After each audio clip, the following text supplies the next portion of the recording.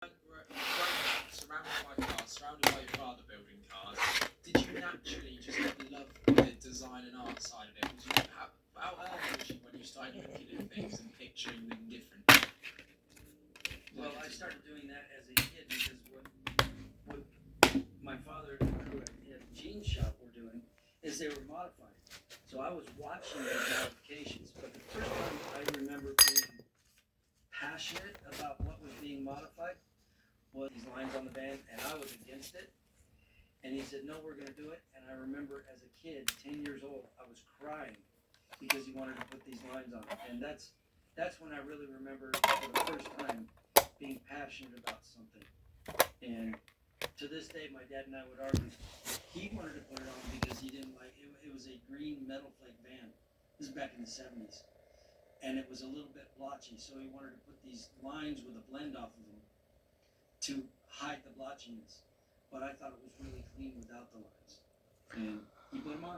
He was family business with my dad, and I remember even things over stock control, we'd have a complete falling out or like a complete difference of opinion on something. It was only years later where suddenly I'd trigger and see where he was coming from sometimes. But even then, I still think to myself, no, I still agree with how I thought of it in that way. But then that's what makes a car personal to you, isn't it? Or personal to your father, is because you've had that personalisation and looking at it. As a designer, I have a question for you. Okay. The name of your podcast? Road to Success. Road to Success. It needs to be on your drape right here. Oh. It could be. So my Oh. thing that's used, we can overlay it on the screen, at the bottom left-hand corner, Right. so then it doesn't matter what camera you're looking at, it's always there, so we can use it digitally. And B, I like this to be the centre of attention. I like the environment that's clean. I never want the center of attention. I want what I'm building to be the center of attention. And is that right there? We spoke yesterday when we were on stage. The cars that you're building, a lot of cars over the years that you customise go into shows. That I've been deceiving myself. There's some enormous shows in the UK. It makes what we do here look very, very small most of the time. Thank you.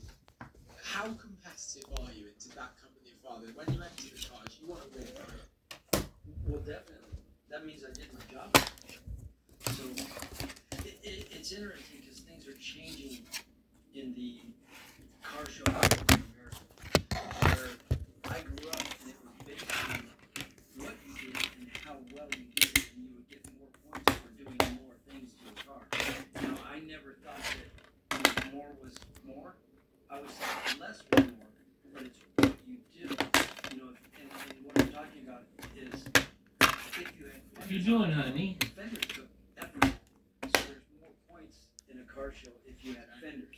If you have a top on a car, there's more points. And I'm talking about roadsters, like America's most beautiful roadster award, which is given out at the Grand National Roadster Show. And I've been lucky enough to be involved with 12 cars that have won that show. But things changed. It used to be based on a judging system where it wasn't opinions that decided who were the winners. It was based on what you did and how well you did it. And if you did everything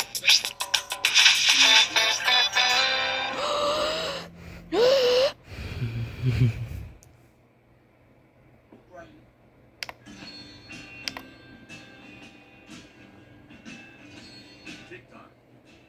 Brain of the car, within seconds you can see lines and you're already picturing how you would then build that car up. Is that kind of what happens?